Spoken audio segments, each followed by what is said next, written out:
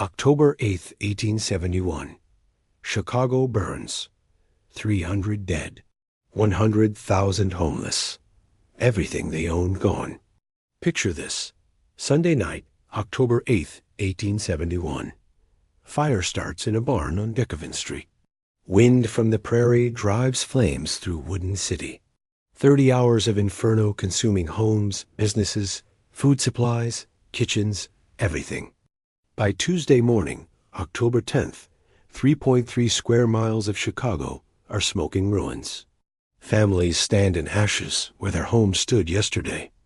Children cry from hunger. No stoves, no kitchens. No food except what survived in cellars and rubble. But Chicago didn't surrender. Families cooked in the ashes literally. They roasted potatoes in hot coals from their burned homes. They boiled lake water over street fires. They built ovens from rubble bricks and fed their children from ruins. Newspapers documented these meals. Relief workers recorded what people ate. Survivors wrote letters describing cooking in the ashes, feeding families from disaster, refusing to let fire destroy everything. Today, I'm taking you back. When cooking meant survival, not celebration. When meals came from ashes, donations, desperation, and Chicago's unbreakable determination to rebuild and endure. Stay with me. These 24 meals tell how Chicago fed 100,000 homeless people with nothing but ruins, lake water, and stubborn refusal to die. Number 1. Ash-roasted potatoes. October 9th, 1871. Morning after the fire. Mary O'Leary's neighborhood was smoking ruins ironic since fire supposedly started near her barn. Her family's wooden home was gone. But stone-lined root cellar had protected their winter potato supply from flames. The potatoes were hot from underground heat, dirt-covered but miraculously intact. Coals from burned buildings still glowed everywhere, entire blocks of white-hot embers, providing cooking heat nobody wanted, but everyone desperately needed. Mary buried potatoes directly in hot ashes where her kitchen had stood yesterday. No pot, no water, no oven, just root vegetables pushed into coals from her own burned furniture, her children's beds, her life's possessions. Potatoes roasted for an hour, skins blackening and cracking, insides steaming. She pulled them out with sticks, brushed off ash, cracked them open. Steam rose, carrying the only hot food her family would taste that day. During October 9th, 1871, thousands of Chicago families cooked exactly this way. Root cellars throughout the burned district had protected potatoes, carrots, turnips. Hot coals covered 3 square miles. Survival meant combining what fire couldn't destroy with what fire had created. The potatoes tasted like smoke and ash and survival. Skins were bitter with char. Insides were dry, without butter or salt. Children ate them anyway, burned their mouths, cried from hunger, finally satisfied by something hot and filling. Mary's ash-roasted potatoes represented first post-fire meal for countless families. Simple, primitive, cooked in ruins of their lives. But hot, substantial, proof that Chicago could feed itself, even standing in its own ashes. Those potatoes tasted like the city burning, like everything lost, like determination to survive anyway. Every bite carried smoke, ash, loss, and stubborn Chicago refusal to surrender to catastrophe. Every potato carried resilience. Fire created cooking coals. Cellars protected food. Survival roasted hope in smoking ruins. Number 2. Charred grain porridge. The mills along the Chicago River had burned completely. Grain elevators collapsed, spilling thousands of bushels into flames. But October 9th, 1871, desperate families picked through warm rubble, finding partially burned wheat and oats mixed with ash and debris. Thomas Murphy carried a salvaged pot-cast iron that survived his kitchen's destruction, handle melted but usable. He'd gathered handfuls of scorched grain from where the mill had stood, picking out the completely carbonized pieces, saving anything partly intact. He walked to Lake Michigan, filled his pot with water, built fire from scrap wood, still abundant in smoking ruins. He boiled the charred grain, watching it slowly soften despite being partly burned, creating dark brown porridge that smelled of smoke and desperation. The porridge was gritty with ash, bitter from burned grain, nothing like the oatmeal his family ate before fire. But it was hot, it was substantial. It filled bellies that hadn't eaten since Sunday dinner before the world caught fire. During early October 1871, salvaged grain sustained thousands. The fire had destroyed food supplies, but scattered grain throughout ruins. Families became scavengers, gathering scorched wheat, burned oats, anything edible from the smoking warehouse district along the river. Murphy's children ate the bitter porridge without complaint. They understood that this was food now smoky, gritty, wrong-tasting but necessary. Chicago's children learned what survival tasted like in those first days after losing everything. The recipe spread through refugee camps and street gatherings. Families sharing information about where grain could be salvaged, which areas had scattered wheat, how to wash it enough to remove worst ash without wasting precious time. That porridge tasted like burned grain, like lake water, like Chicago's determination to eat anything rather than starve. Bitter, gritty, barely palatable, but hot, filling, proof that city would survive on whatever fire had left behind. Every spoonful carried ash. Salvaged grain became breakfast. Lake water boiled hope. Survival ate whatever fire couldn't completely destroy. Number 3. Scorched salt pork stone cellars had protected some food from flame's worst heat. October 9, 1871. Heinrich Schmidt climbed into his cellar stairs burned away, requiring rope to descend, finding his salt pork barrel intact, wood charred, but meat preserved inside, protected by salt and stone walls. Salt pork was survival food, pig bellies cured in salt, preserved for months, stored in barrels since last winter's slaughter. Germans like Schmidt knew preservation, had brought old country techniques to Chicago, had cellars stocked for winter before fire destroyed everything above ground. He hauled the barrel up with rope, opened it with tools salvaged from ashes. The pork was warm, grease melted from cellar heat, but salt had prevented spoiling.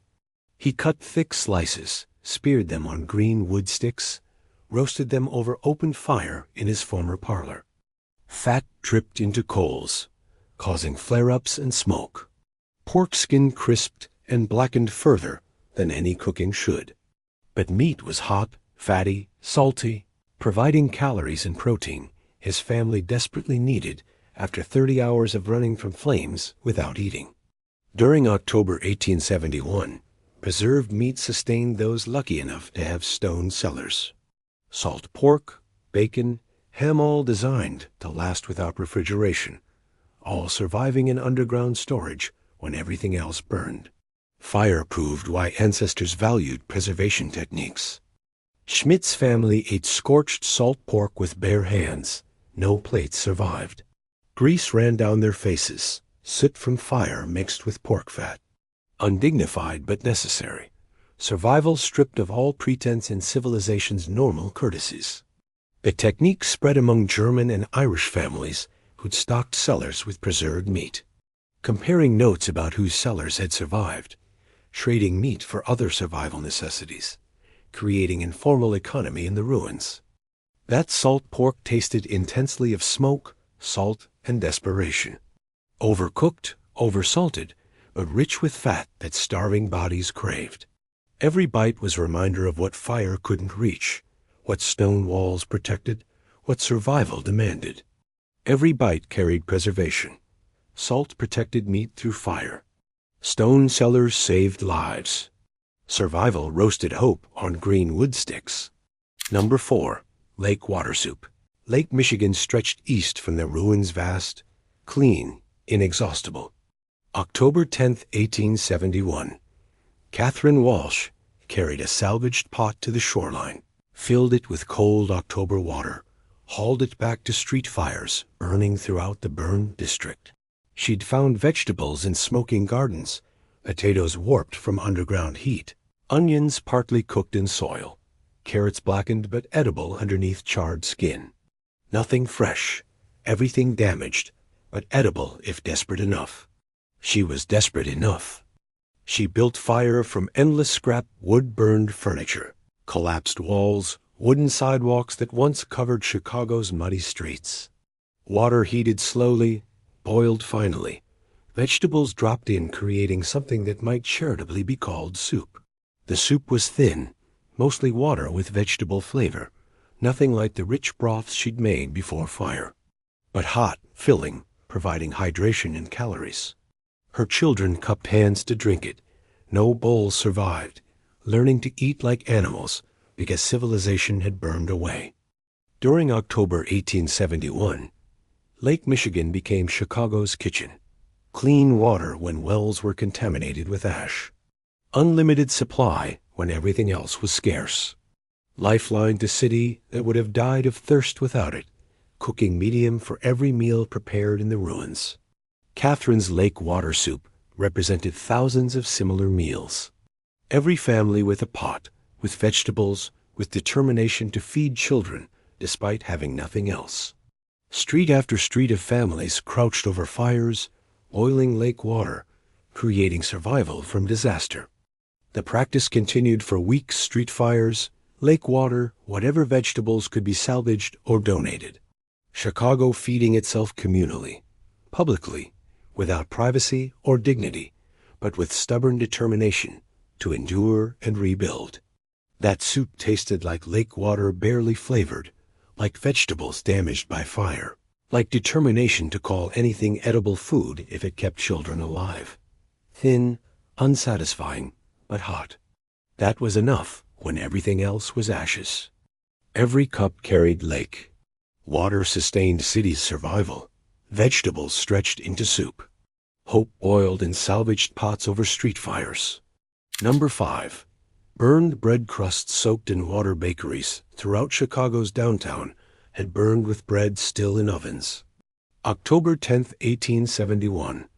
Patrick Donnelly found charred crusts in ruins of German bakery on Clark Street. Loaves, carbonized outside, but sometimes partly preserved inside their burned shells. He gathered every crust he could find, filling his coat pockets with bread harder than wood, blacker than coal, inedible without preparation. But bread was bread. Carbohydrates were precious. Starvation didn't care about appearance or palatability. He broke crusts into pieces, soaked them in water from Lake Michigan, waiting hours for rock-hard bread to soften. Water turned black from carbon. Bread never became truly soft, but eventually it was chewable barely, with effort, if you were hungry enough. He was hungry enough. The bread tasted like charcoal, like eating campfire remains, bitter and gritty and wrong. But it was calories. It was something in his stomach.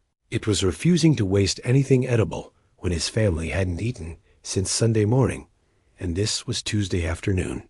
During early October 1871, burned bread sustained hundreds. Every bakery that burned left charred loaves in ovens, crusts scattered through ruins.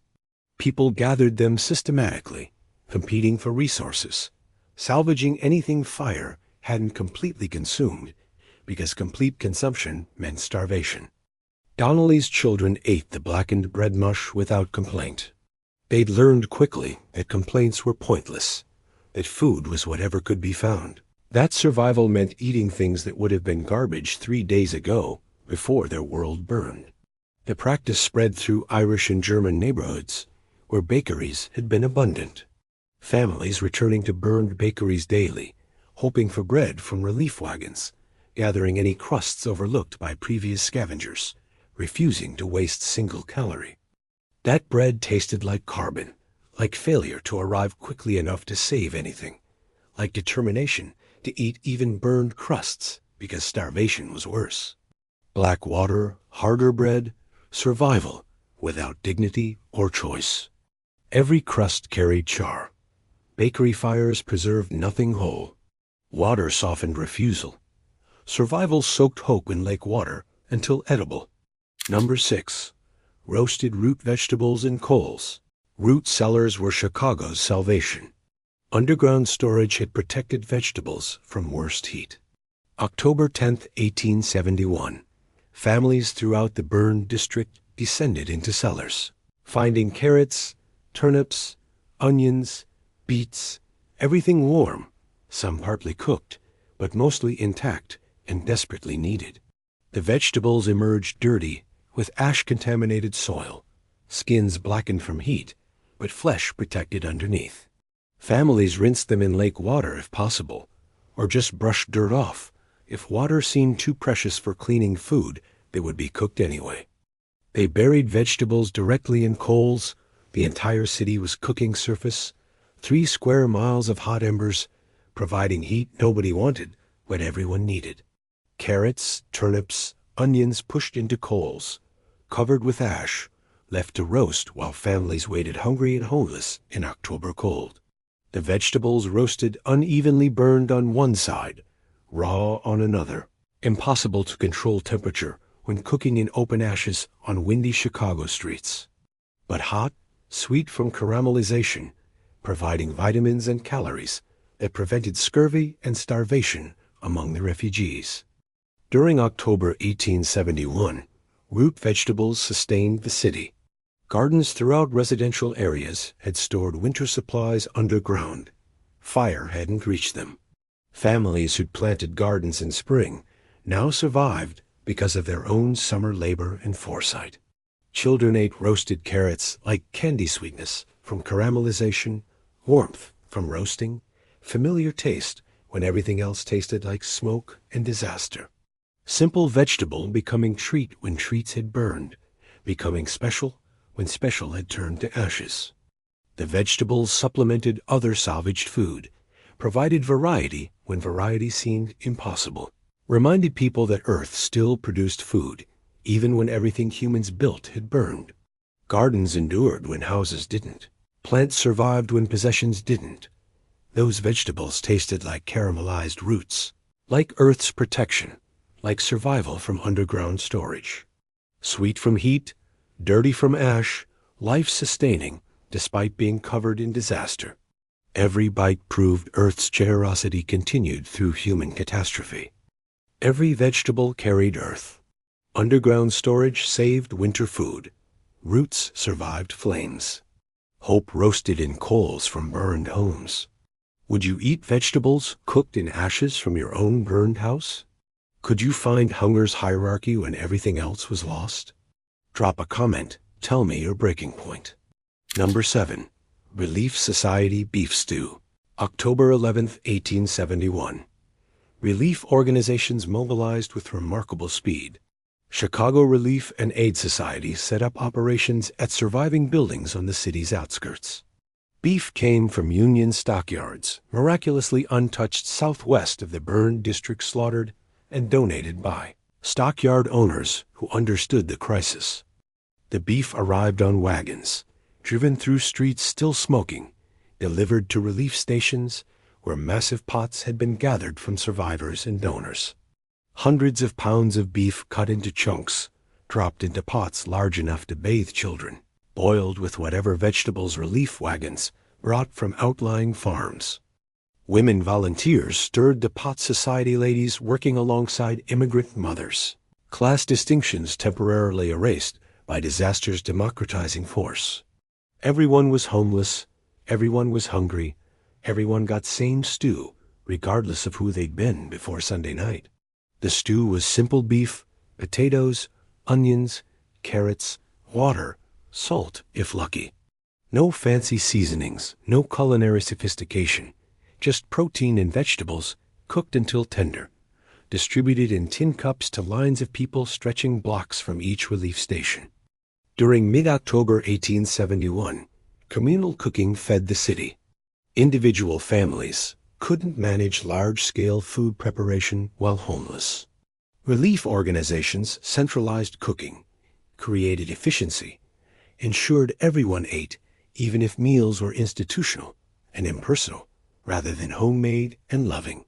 Families lined up 3 times daily for stew breakfast, dinner, supper, same pot refilled constantly, same recipe repeated endlessly, because consistency was more important than variety when feeding 100,000 people with limited resources and infrastructure. The relief stew spread beyond Chicago, Milwaukee.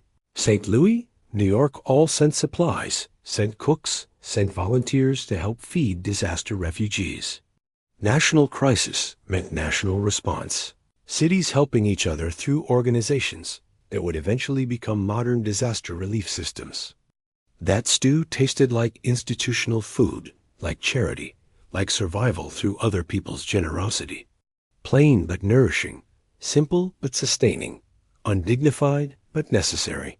Every cup carried gratitude mixed with humiliation of needing help, of depending on strangers, of losing independence along with homes.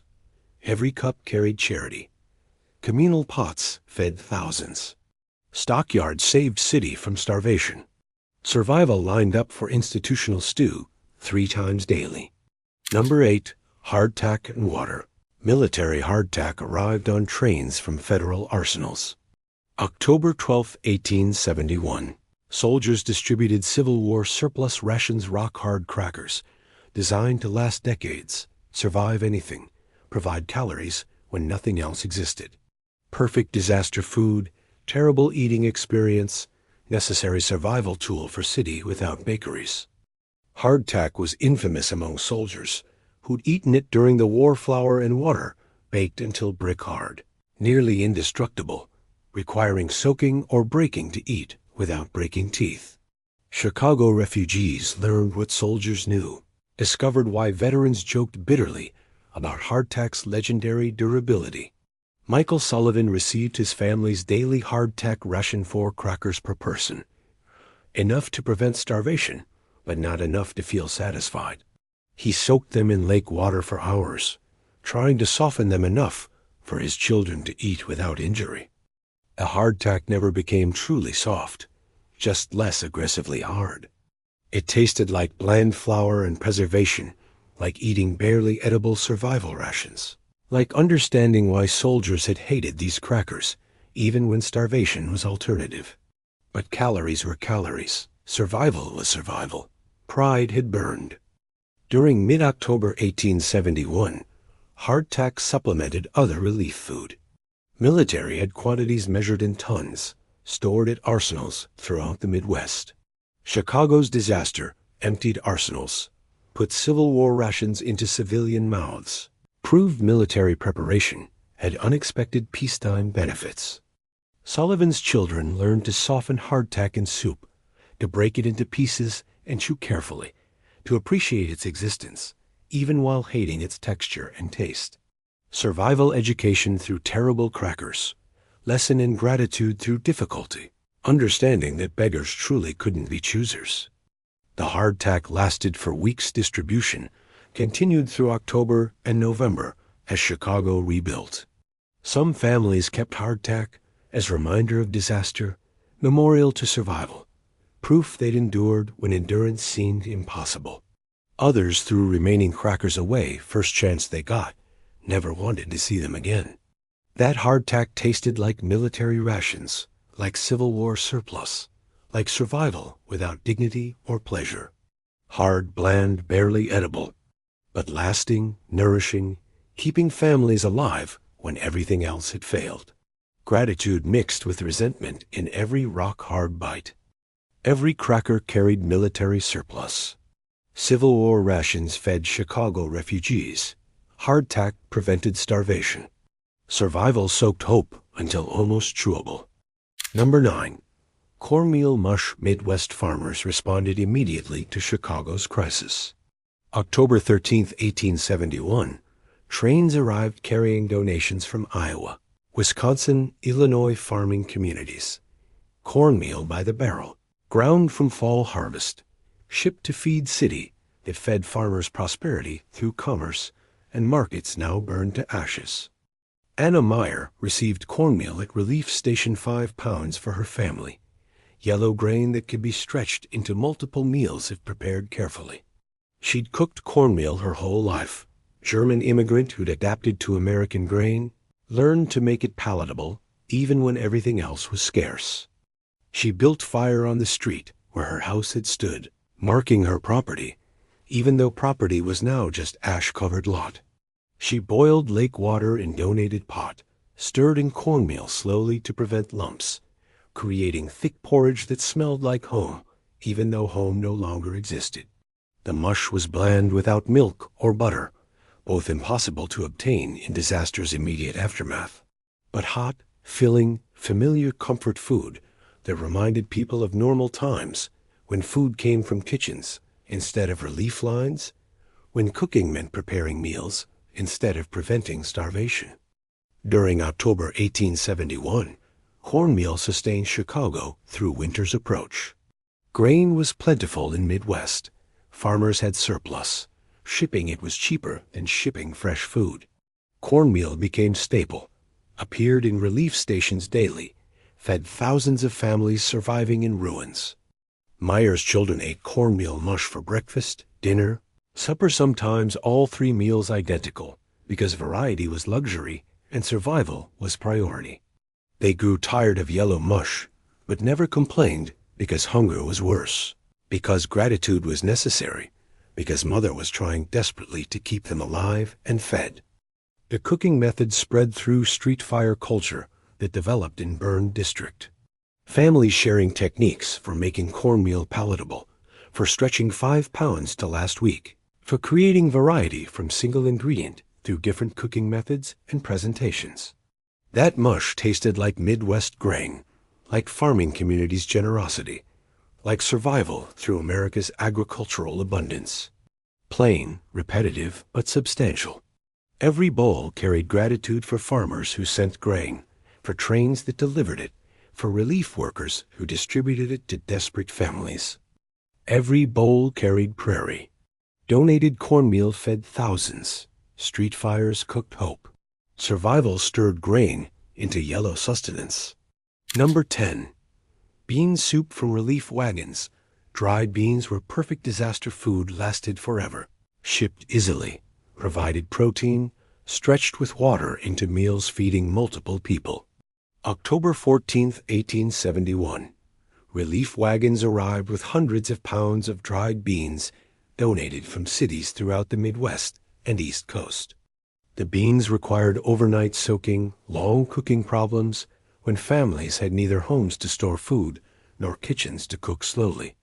Relief stations solved this by cooking communally, soaking beans in massive quantities, boiling them in industrial-sized pots that could feed hundreds from single batch. Thomas O'Brien worked as volunteer cook at Relief Station on West Side.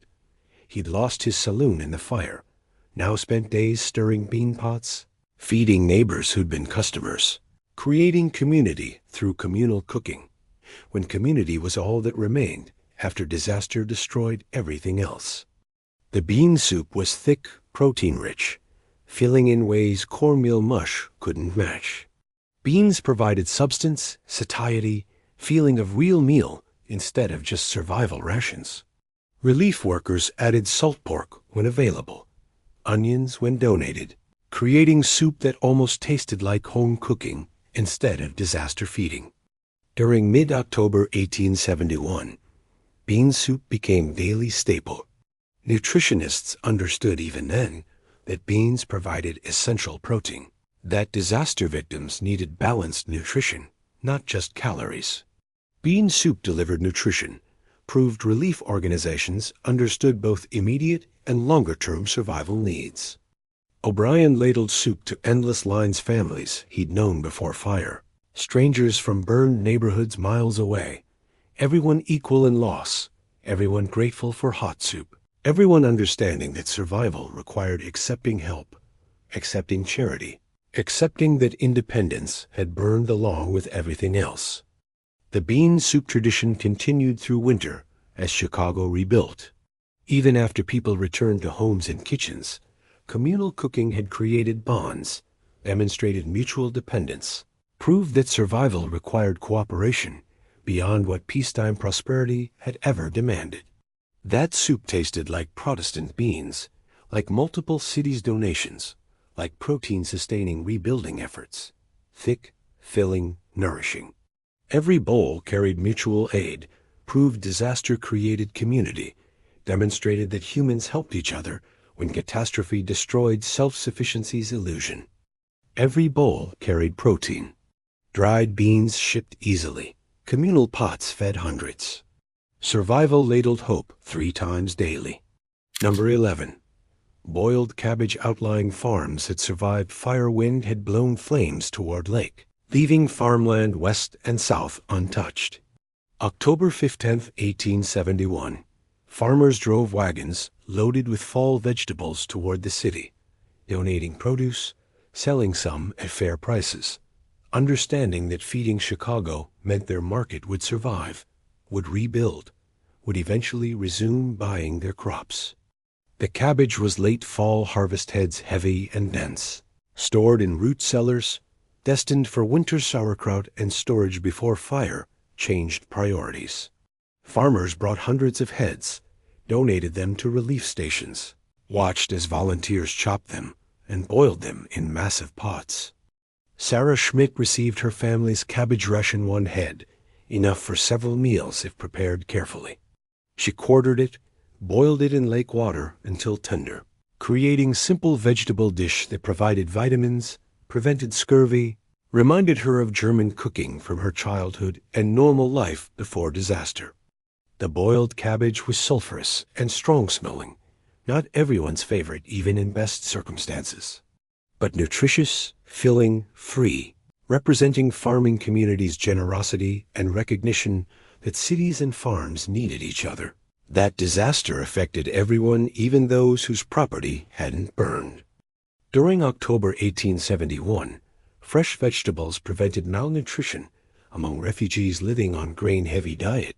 Cabbage, turnips, carrots all provided vitamins, added variety, created meals that felt more normal than just beans and cornmeal repeated endlessly until monotony became its own kind of suffering.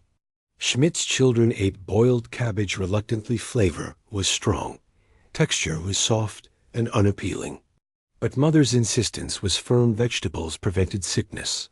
Health required eating unpleasant foods. Survival demanded more than just filling bellies with whatever tasted good. The cabbage distribution continued through late fall as farmers cleared fields before winter. Chicago consumed region's entire fall harvest, ate what would normally have been stored or processed, depended on agricultural hinterland in ways city dwellers had never consciously acknowledged before fire made dependence obvious and necessary. That cabbage tasted like sulfur, like farm donation, like bitter vegetable reminder that life continued beyond burned district. Strong-flavored, nutritionally necessary, representing connection between city and countryside that disaster had made tangible, real, essential for survival. Every head carried farm. Rural donations fed urban refugees. Cabbage prevented scurvy. Survival boiled hope in sulfurous water. Number 12. Salt fish and potatoes. Salted cod arrived from East Coast Boston, New York, Philadelphia. All sent preserved fish. Protein that could survive long shipment. Traditional working-class food, now feeding disaster refugees. October 16, 1871. Barrels of salt fish were distributed at relief stations, mysterious to immigrants unfamiliar with this Anglo-American staple. The fish required overnight soaking to remove excess salt. Curing process used so much salt that cod was inedible without preparation. Relief workers explained technique, demonstrated proper soaking, taught Chicago's diverse population about New England food traditions through disaster necessity. Patrick Kelly received his family's fish ration, 2 pounds of salt cod, wooden hard and white with salt crystals. He'd seen it in Boston before immigrating, knew the preparation, soaked it in lake water through night, changing water twice to draw out salt. He boiled the desalted fish with donated potatoes, creating traditional New England dinner that poor Bostonians ate regularly, but Chicago, Irish encountered only through disaster's strange education. Fish broke into flakes, potatoes absorbed fish flavor, creating protein-rich meal that fed his family for 2 days. During mid-October 1871, Salt fish demonstrated national relief response's scope. East Coast's traditional food fed Midwest's disaster, proving American food systems' interconnection, demonstrating that regional specialties could become national resources when crisis demanded. Kelly's children ate saltfish skeptically. Flavor was strong. Texture was strange. Nothing like fresh fish from lake or market. But protein was protein. Fish prevented hunger. Survival meant eating unfamiliar foods, learning tastes that peacetime wouldn't have introduced. The salt fish distribution continued for weeks, teaching Chicagoans about preserved seafood, about New England foodways, about survival through regional exchange and national cooperation. Fire created culinary education through necessity, taught diversity through disaster relief. That fish tasted like Atlantic Ocean, like Boston barrels, like preserved protein, traveling 1,000 miles to feed city fire had destroyed. Salty despite soaking, strong-flavored despite preparation, nutritious despite being unfamiliar. Every bite carried East Coast generosity, proved nation fed its disasters, demonstrated interconnection. Every flake carried ocean. Salted cod traveled from Boston. Potatoes stretched protein. Survival boiled hope from barrel-cured fish. Number 13. Brick oven flatbread. By late October 1871, refugees were rebuilding infrastructure. Heinrich Schmidt was mason before fire, understood brick and mortar, recognized opportunity in rubble surrounding him. He built oven from salvaged bricks, creating structure that could actually bake rather than just boil or roast. The oven was crude bricks stacked and mortared with clay from lakefront, dome-shaped following principles he'd learned in Germany, heated by wood fires burning inside until bricks were hot enough to bake bread. No precision, no temperature control, just experience and understanding of thermal mass. Relief organizations provided flour, precious commodity, requiring grinding and shipping, allocated carefully because bread demanded more than cornmeal mush or bean soup. Schmidt mixed flour with water, salt, tiny bit of donated yeast if lucky, creating dough that could become actual bread, real food, civilization's marker. The flatbread baked directly on hot bricks. No pan survived fire. No equipment existed except oven itself.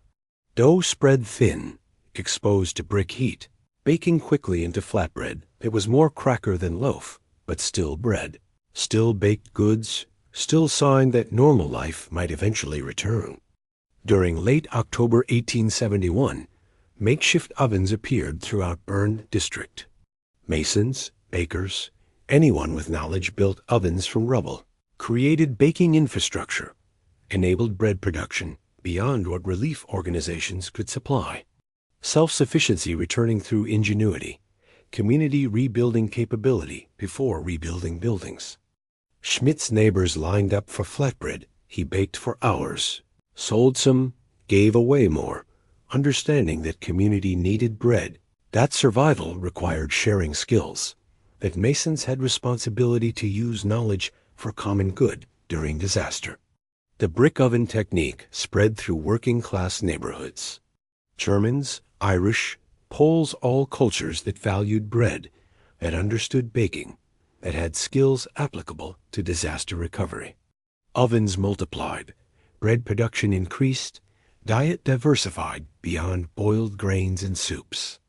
That flatbread tasted like real baked goods, like return to civilization, like progress beyond mere survival toward actual living.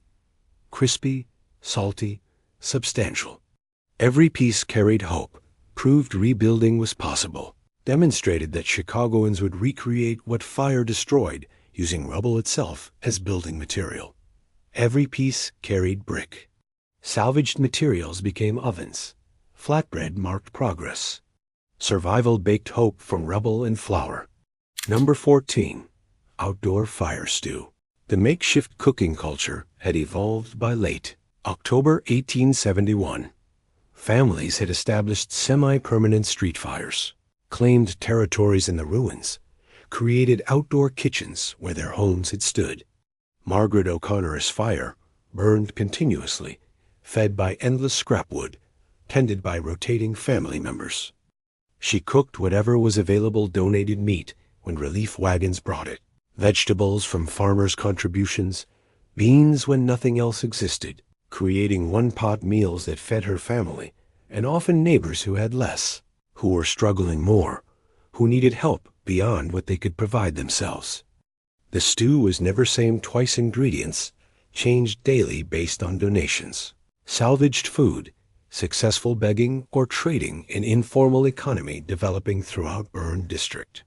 Constant adaptation, endless flexibility, survival through accepting whatever came rather than demanding what was wanted.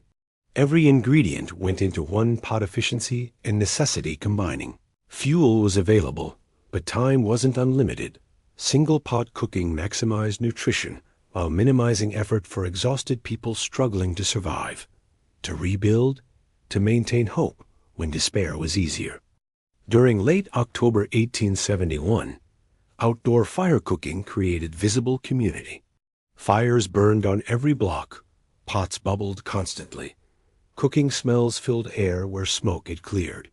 Street kitchens became gathering places, created social structure, maintained neighborhood bonds despite losing neighborhood itself. O'Connor stew fed family and friends, created obligation network, built social capital that would matter during rebuild. She helped others knowing they'd help her, creating mutual support system disaster had made essential, formalizing cooperation that prosperity allowed but disaster demanded. The practice continued through winter for families unable to rebuild quickly. Some lived in ruins through Chicago's brutal cold, cooking outdoors daily, creating permanent outdoor kitchens that existed until spring brought reconstruction and return to normal housing, normal cooking, normal life. That stew tasted like whatever came today, like flexibility and acceptance, like survival through adaptation. Every pot different, every meal surprise, consistency impossible and supply was unpredictable. But hot, shared, communal representing bonds disaster, created through shared suffering and mutual dependence. Every pot carried community. Street fires became social centers. Stew adapted daily. Survival cooked hope from whatever donations brought. Number 15. Roasted chestnuts. Lincoln Park had survived wind blew fire away from lakefront, leaving trees intact when buildings burned. Late October 1871, children gathered chestnuts from park grounds, filling pockets with nuts falling naturally from American chestnut trees that dominated pre-blight forests. The chestnuts were free food, required no donation or distribution, represented nature's contribution to disaster relief. Children brought them home proudly, contributing to family food supply, helping in ways that made them feel useful when adults were overwhelmed, and children often felt helpless. Families roasted chestnuts over street fires, simple preparation, traditional autumn treat, familiar food that reminded them of normal times before disaster. Nuts split during roasting, shells pulling away from flesh, creating portable snacks that could be eaten while working on rebuilding or standing in relief lines. The roasted chestnuts tasted sweet and starchy, completely different from grains and beans that dominated relief diet. Natural sugars caramelized during roasting, creating treats that felt like celebration even during disaster, reminded families that pleasure still existed despite loss. During autumn 1871, foraging supplemented relief food throughout the city. Children knew which parks had nut trees, which areas had edible plants, creating knowledge network that helped families diversify diet beyond institutional feeding. Urban foraging wasn't romantic wilderness survival, it was practical disaster response, using whatever resources existed. Parents encouraged chestnut gathering, kept children occupied, contributed to food supply, taught resourcefulness and self-sufficiency that would matter during long rebuild. Skills learned during disaster became lifetime habits, shaped generations' relationship with food, nature, city itself. The American chestnut trees that fed Chicago's children are mostly gone, Now blight destroyed them in early 1900s, eliminated species that had sustained humans for thousands of years. Those 1871 chestnuts came from trees that wouldn't survive another generation, representing abundance that seemed permanent but was actually temporary. Those chestnuts tasted like autumn tradition, like children's contribution, like nature's indifference to human disaster, continuing to produce food regardless of burned buildings. Sweet, warming, free. Every nut carried forest's generosity, proved that non-human systems, those chestnuts tasted like autumn tradition, like children's contribution, like nature's indifference to human disaster, continuing to produce food regardless of burned buildings. Sweet, warming, free. Every nut carried forest generosity, proved that non-human systems continued through human catastrophe. Every chestnut carried trees. Foraging fed families. Children contributed proudly. Survival roasted hope from fallen nuts. Number 16. Fried eggs on hot stones. Farmers donated live chickens by late October. 1871 birds transported easier than butchered meat, provided ongoing eggs plus eventual protein when laying stopped. Families with space kept chickens in ruins of their properties, creating mini-farms in burned city blocks. Thomas Murphy had salvaged flat stones from his chimney granite slabs that had supported fireplace, now repurposed as cooking surfaces. He heated them over open fires until surface was hot enough to fry eggs, creating makeshift griddle from building materials. Donated eggs arrived irregularly. Chickens didn't lay consistently in autumn, especially after transport stress. When eggs came, they were precious, allocated carefully, cooked with attention that showed their value. Murphy cracked eggs directly onto hot stone, watching them sizzle and set. The fried eggs had no butter or oil, just egg proteins meeting hot rock, cooking through direct heat and nothing else. Whites set firm, yolks stayed soft, creating protein-rich food that tasted like normalcy returning, like breakfast traditions resuming despite still living in ruins. During late October 1871, eggs represented progress toward self-sufficiency. Relief food was necessary, but demoralizing accepting charity, depending on others, losing independence.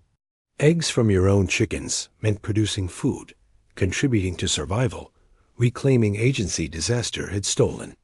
Murphy's children ate fried eggs, gratefully familiar food from before fire, preparation method that felt like home cooking, despite cooking on stones over street fires. Each egg was small victory against disaster, proof that normal life might eventually return. The stone griddle technique spread through neighborhoods where chimneys had been stone rather than brick. Families salvaging granite or limestone slabs, creating flat cooking surfaces, enabling frying and griddle cooking rather than just boiling and roasting. Cooking methods diversified as infrastructure improved. Those eggs tasted like hot stone, like donated chickens, like self-sufficiency, returning one meal at a time. Simple, familiar, representing transition from survival to recovery, from depending entirely on relief to producing some food themselves. Every egg carried progress. Donated chickens laid hope. Stone griddles enabled frying. Survival cracked normalcy onto hot rocks. Number 17. Boiled oats with molasses. Relief organizations refined their distributions by November 1871. Oats arrived from Midwest farms' horse feed, cattle feed, human food when properly prepared. Molasses came from Caribbean through East Coast ports, thick, dark sweetness that made oats palatable, provided calories, created meals that felt more like food and less like animal feed. Catherine Walsh received both oats and molasses at relief station weekly rations, designed to provide family meals, reduce dependence on communal feeding, encourage families to cook for themselves as recovery progressed. Self-sufficiency was goal, charity was temporary, distributions aimed toward independence. She boiled oats in lake water until porridge thick, stirred in molasses until it darkened to brown, and sweetened to something her children would eat without complaint. The combination was traditional Scottish and Irish breakfast. Immigrants recognized it, felt comforted by familiar food, even in disaster circumstances. The porridge was dark, thick, sweet from molasses, but hearty from oats. It stuck to ribs, provided lasting energy, created meals that sustained people working on rebuilding, clearing rubble, reconstructing city from ashes. Labor required calories. Oats provided them. During November 1871, oat porridge became standard breakfast. Morning meal that was quick to prepare, used minimal fuel, provided energy for days' work. Families adapted to eating oats. Those unfamiliar with them learned to appreciate them. Those who knew them felt comforted by tradition. Walsh's children grew up on molasses oatmeal. It became their normal breakfast. What they remembered about post-fire childhood, comfort food that carried memories of disaster and survival, and mother's determination to feed them properly despite circumstances.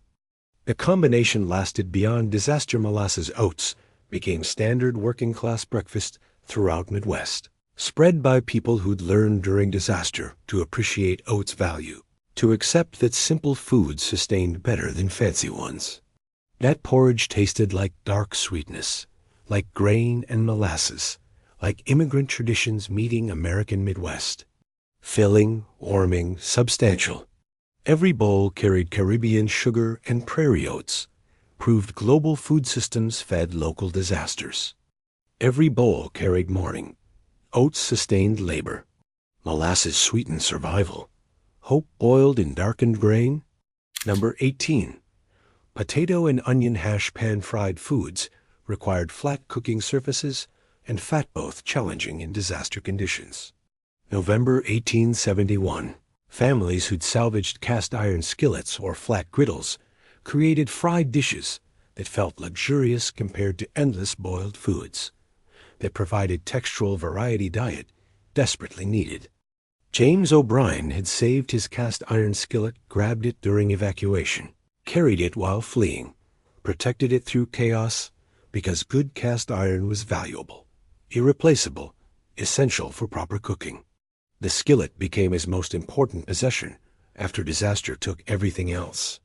He received potatoes and onions from relief distribution, fried them in bacon grease donated from farmers who'd slaughtered pigs, and sent the fat, knowing refugees needed cooking oil. Hash sizzled and browned, creating crispy edges, caramelized flavors, textures that boiling couldn't achieve. The hash was simple potatoes cubed and fried until golden, onions sliced and caramelized until sweet, salt if available. But fried food tasted like celebration, like normal cooking, like transitioning from survival to actual living, from merely eating to enjoying food again. During November 1871, fried foods marked recovery progress. Early disaster phase was all boiling required only pot and fire, worked with minimal equipment. Frying required flat surfaces, careful temperature control, fat supplies, all indicating improvement. Infrastructure returning, resources expanding beyond bare minimum survival. O'Brien's hash-fed family breakfast created leftovers for midday meal, provided variety that maintained morale. Monotonous diet was its own trauma. Same foods endlessly repeated became psychological burden, made disaster feel endless, suggested normal would never return. The frying technique spread as more families salvaged or received cooking equipment. Relief organizations distributed pans, griddles, utensils, recognizing that proper cooking required proper tools, that recovery meant restoring normal food preparation methods, that psychological recovery followed material recovery. That hash tasted like browned potatoes, like caramelized onions, like civilization returning through crispy edges and complex flavors. Simple ingredients transformed through proper cooking technique, proving that recovery meant more than just surviving. It meant living properly again. Every bite carried progress. Cast iron enabled frying. Bacon grease created texture. Survival browned hope over controlled heat. Number 19. Canned goods heated in coals. Canned foods revolutionized disaster relief. Sealed tins lasted indefinitely, shipped safely, required no refrigeration, provided variety beyond fresh foods limitations. November 1871. Relief organizations distributed canned vegetables, fruits, meats from canneries nationwide, demonstrating industrial food systems' disaster response capability. The cans arrived labeled, but mysterious to immigrants unfamiliar with canning. Eastern Europeans, Irish, Germans who'd never seen tinned food, who distrusted it, who had to learn that cans were safe, nutritious, valuable. Relief workers taught can opening techniques, demonstrated heating methods. Anna Schmidt received mixed canned tomatoes, peaches, beans, corn, whatever relief workers had available. She heated them by placing cans directly in coals, waiting until contents warmed, using stick to push them out of fire, opening them with salvaged knife or donated can opener. The canned food tasted industrial, processed, nothing like fresh food, but better than endless boiled grains. Tomatoes were acidic and bright, peaches were sweet and luxurious, beans were pre-cooked and convenient. Canning provided variety impossible through other means during disaster. During late 1871, canned goods educated Chicago about industrial food.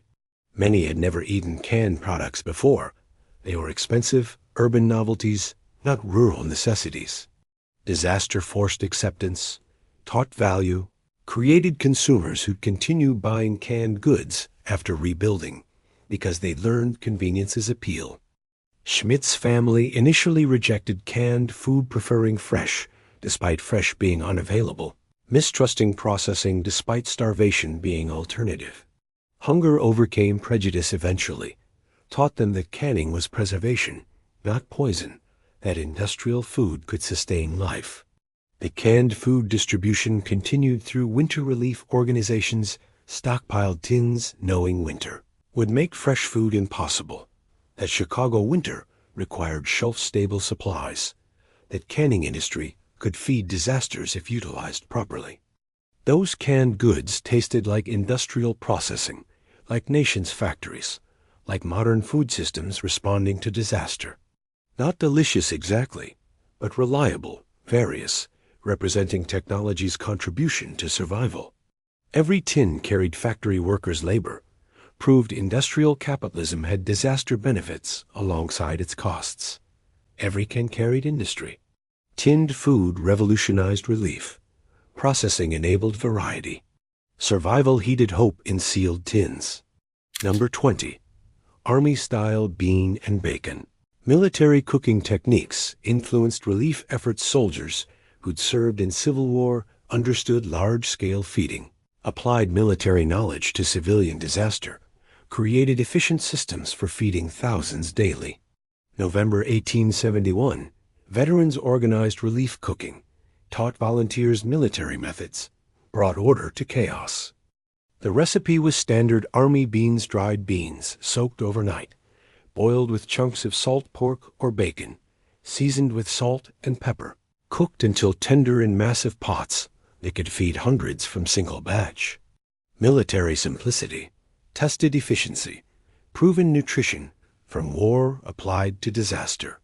Former Sergeant Patrick Kelly supervised relief kitchen on South Side, drilling volunteers like soldiers, demanding cleanliness despite cooking in ruins, maintaining standards because disaster didn't excuse sloppiness, because feeding people properly was military mission applied to civilian crisis.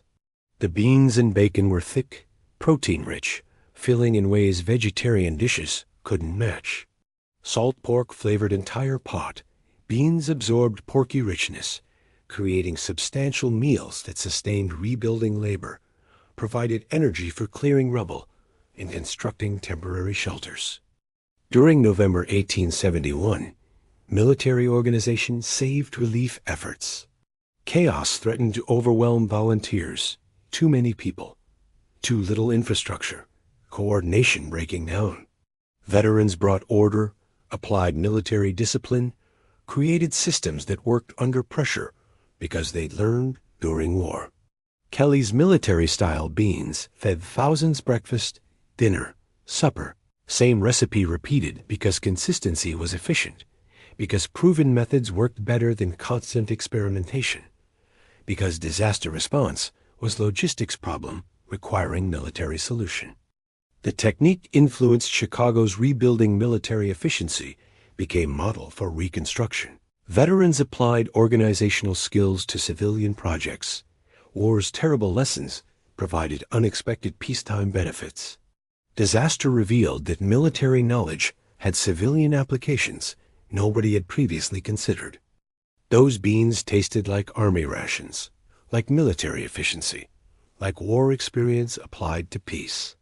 Plain, substantial, institutional. Every bowl carried veterans' knowledge, proved that war taught skills disaster needed, demonstrated that terrible experiences could yield useful knowledge. Every bowl carried discipline. Military methods organized chaos. Beans sustained rebuilding.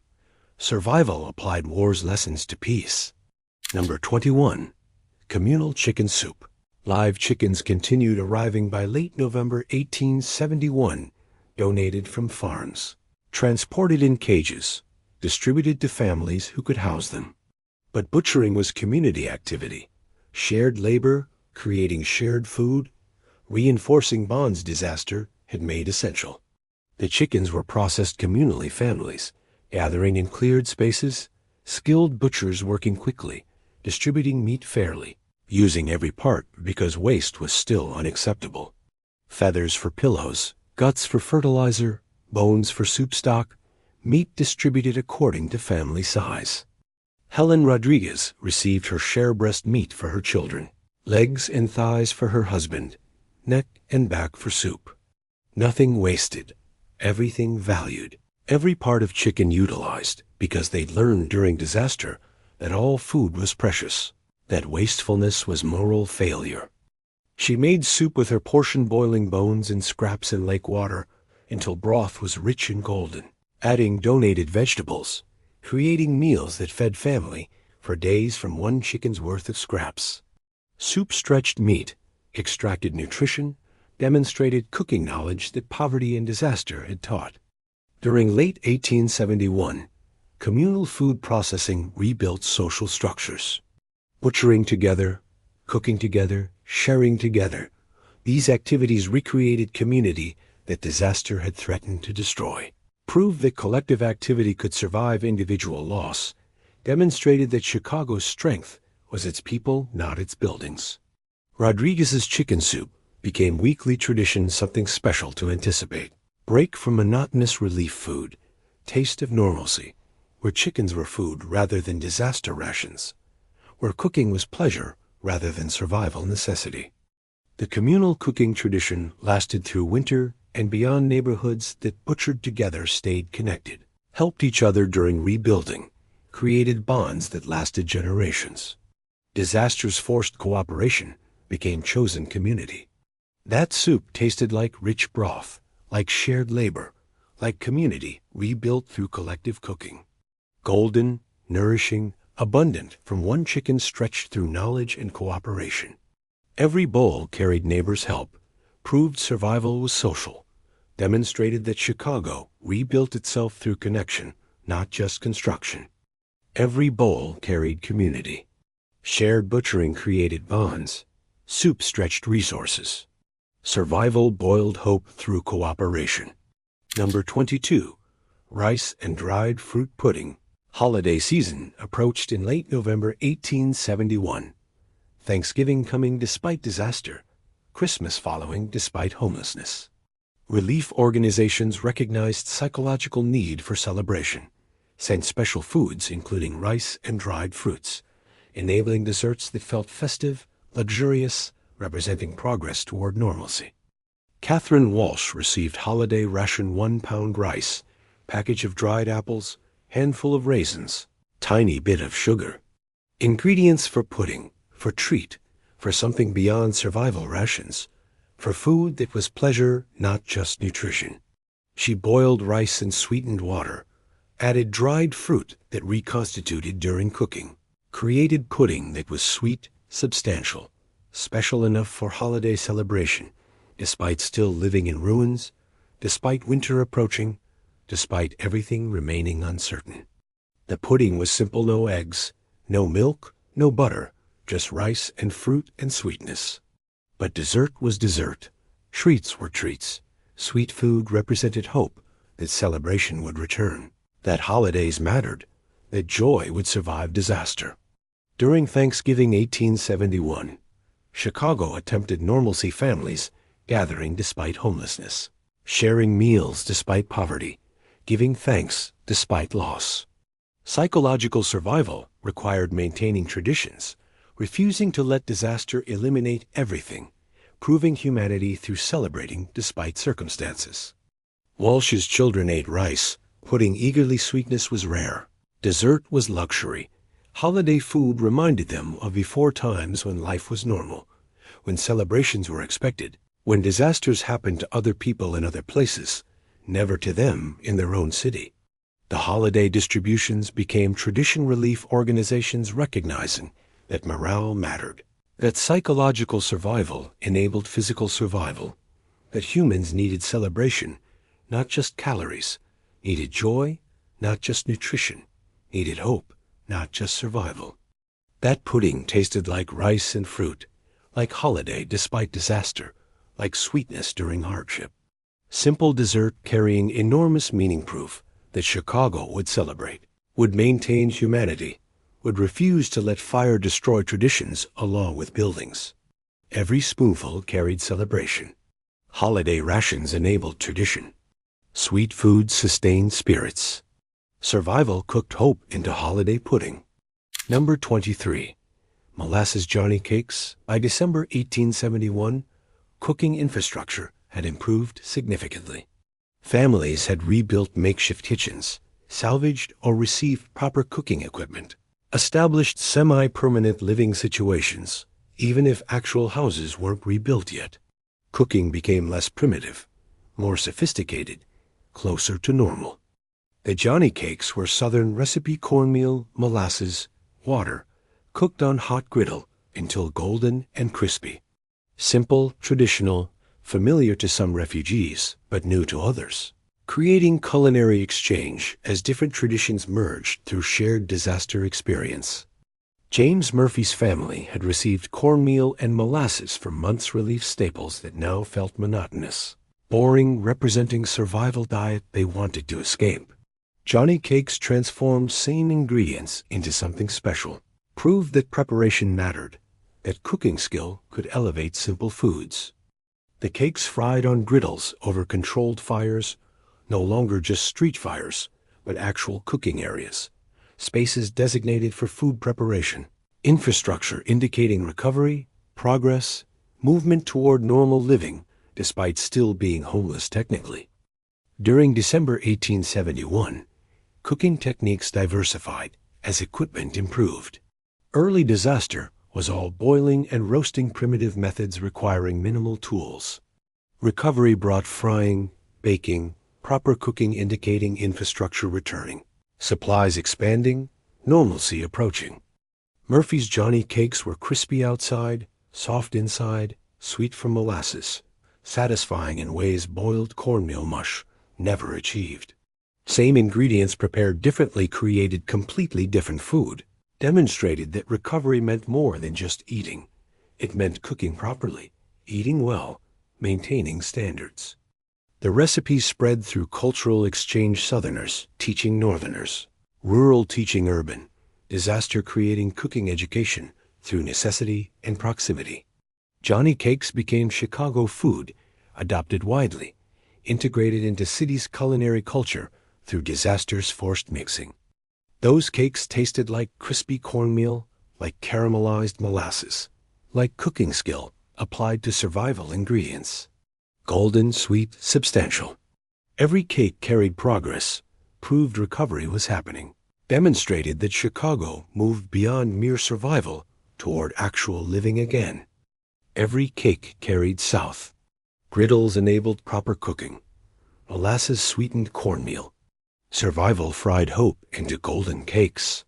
Number 24. Winter vegetable stew. December 1871. Winter arrived harsh and early. Temperatures plunged, snow fell. Chicago faced winter without housing, without proper infrastructure, with thousands still homeless.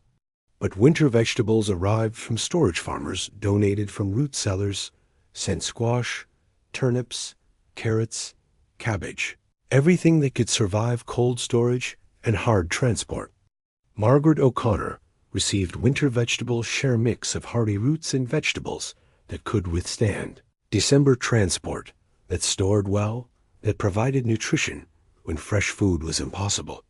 She'd cook them together, create stew that would sustain her family through approaching winter. She built fire in her improved outdoor kitchen shelter, now with salvaged lumber, protected from wind if not weather, actual cooking space, not just street fire, representing months of progress. Infrastructure slowly returning to burned district. The stew was thick with vegetables, carrots, turnips, cabbage, squash, all cooked until tender, creating meals that were substantial, nutritious, varied. Each vegetable contributed flavor, texture, nutrients together, creating complete meal that felt abundant despite being entirely vegetarian. During winter 1871 to 1872, vegetable stews sustained Chicago through coldest months. Relief continued, but decreased national attention moved elsewhere. Donations slowed. City had to increasingly feed itself from local resources and recovering economy. Winter stews represented transition from relief to self-sufficiency. O'Connor's family ate winter stew through February, same basic recipe repeated endlessly with slight variations based on available vegetables, creating monotony, but also reliability, establishing new normal that was recovery, not disaster, survival, not emergency. The winter tested Chicago's resilience cold. Continued homelessness, reduced relief, economic uncertainty all challenged recovery. But cities survived through same determination that had survived fire, same community that had fed itself from ashes, same stubbornness that refused to let disaster win. That stew tasted like winter vegetables, like survival through cold, like year of disaster finally ending. Plain, substantial, representing transition point, still recovering but recovering successfully, still struggling but struggling less, still surviving but beginning to live again. Every bowl carried winter. Root vegetables sustained through cold. Stews marked transition. Survival cooked hope from December harvest. 24 meals. October through December 1871. Chicago cooked in its own ashes. Potatoes roasted in coals from burned homes. Bread crusts soaked in lake water. Relief stew for 100,000. Flatbread baked in rubble ovens. Winter vegetables sustaining through cold. These weren't just meals. These were refusal to die. Defiance baked into bread. Community boiled into soup. Chicago's soul cooked over street fires. 100,000 homeless. 300 dead. 3 square miles destroyed. But Chicago didn't surrender because neighbors fed neighbors, because strangers became family, because survival required cooking together in the ruins. They lost everything: homes, possessions, security, normalcy, everything except each other. And from that, they cooked hope. If this changed how you see disaster resilience, hit like. If you're grateful for communities that rebuild through shared meals, drop a comment. Subscribe for history proving humanity survives through cooperation. 24 meals from ashes. Chicago rebuilt itself one pot at a time. Survival cooks hope from whatever remains. Always has. Always will.